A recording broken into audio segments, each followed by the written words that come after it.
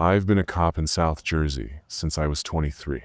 In all those years, I've learned that reality is usually a lot more boring than the movies make it seem. Most of my shifts are uneventful disturbance calls, minor thefts, the occasional drunk passed out behind the wheel. But every once in a while, something happens, something that sticks with you, something that makes you question what's out there in the dark. This was one of those nights. It was past 2 a.m., and I was driving down one of those long, empty roads, the kind with no streetlights, just endless trees pressing in from both sides. The radio was dead silent. No calls, no chatter. Just the hum of my engine and the occasional crackle of static. Then I saw it.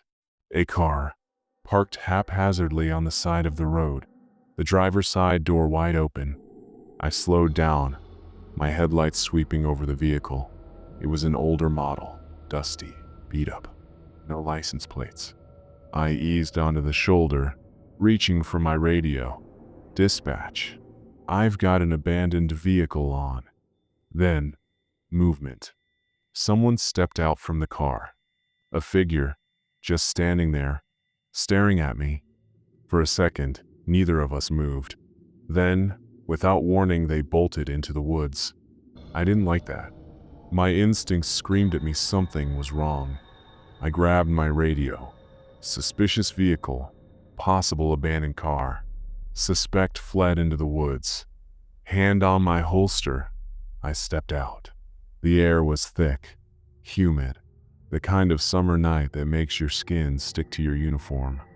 The car was old, but not just old neglected. Rust crawling up the doors, paint peeling. The seats were ripped. But that wasn't what made my stomach turn. It was the smell. Thick, wet, rotting. I've smelled death before. This was close. I leaned inside, bracing myself. The driver's seat was empty. No keys in the ignition. No purse, no wallet, no sign of anyone. Then I saw the blood. At first, it was just a dark stain on the passenger seat. But when I crouched down, my flashlight swept across the floor soaked. Paper towels, tissues, all deep red, some still wet. I felt my pulse pick up. And then a sound. Footsteps. Not running, not walking, just shifting. I spun around, my light cutting into the tree line. Police, come out. Silence. Thin voice. Deep, ragged, almost distorted. A few words spoken low, too low to make out. I stepped closer, my hand tightening around my gun. Show yourself. Are you hurt? Silence. I swallowed.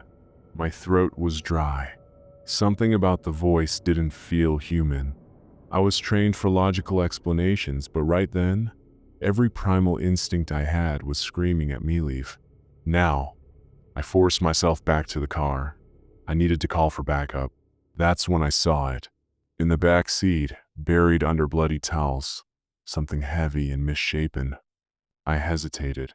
Then, slowly I reached in, pulled back the layers.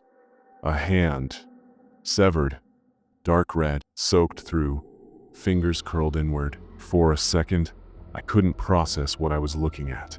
Then my stomach lurched. This wasn't just a stolen vehicle. I radioed for immediate backup, my voice shaking. I need units at my location now. Possible homicide. I flicked on my cruiser's lights, stepping back from the car. Then, from the woods, click, click, click, like someone pressing their tongue to the roof of their mouth. I froze. It was the same sound I heard before, but this time, it was closer. Backup arrived within minutes. We swept the woods. K9S sniffed the ground. Officers searched every inch. Nothing. No footprints. No trails. No blood leading away from the car. The severed hand was tested. No match in any database.